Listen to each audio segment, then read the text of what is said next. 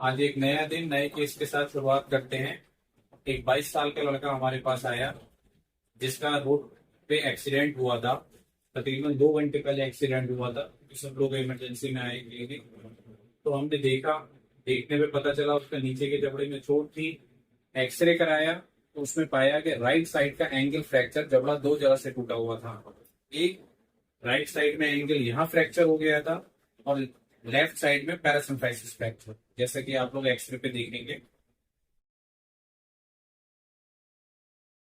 तो हमने पेशेंट को बताया कि जबड़ा टूटा हुआ है और कोई ऐसी दवा नहीं है जो टूटे हुए जबड़े को या हड्डी को जोड़ दे।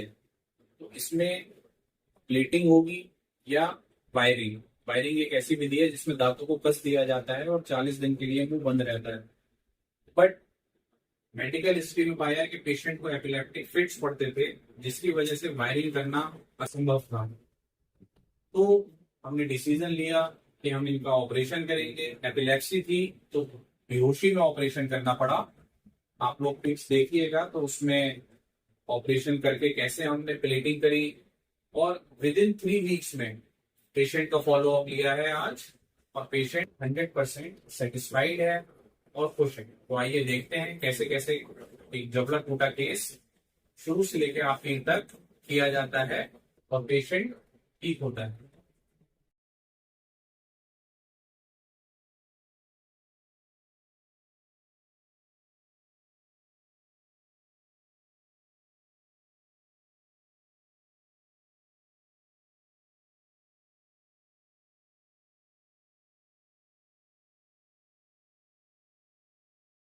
Fracture.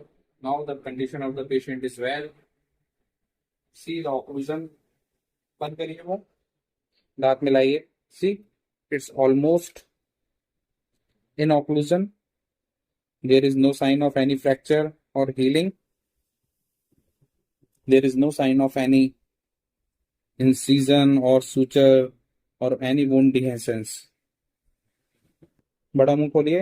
हाँ, आंखें खोलें, बंद करें। कोई दर्द किसी तरीके का पूरे इलाज में कोई परेशानी हुई? ठीक से हो? थोड़ा बंद करो। आंख में जो लाली आ गई थी वो खत्म हो गई है सारी। जैसे कि पूरी आंख इनकी लाल हो गई थी रिंग फ्रैक्चर से। We adjust the zygomatic bone also, mandible, parasymphysis and ankle fracture. And now the patient is almost 90% okay. He will be fine. Okay. Usually the main challenge in this case is the patient is epileptic. He has a history of epileptic fits. मिर्गी के दौरों की history है कि हर हफ्ते ही पड़ते थे और ये जो चोट लगी थी ये भी इस दौरे की वजह से ही पड़ी थी।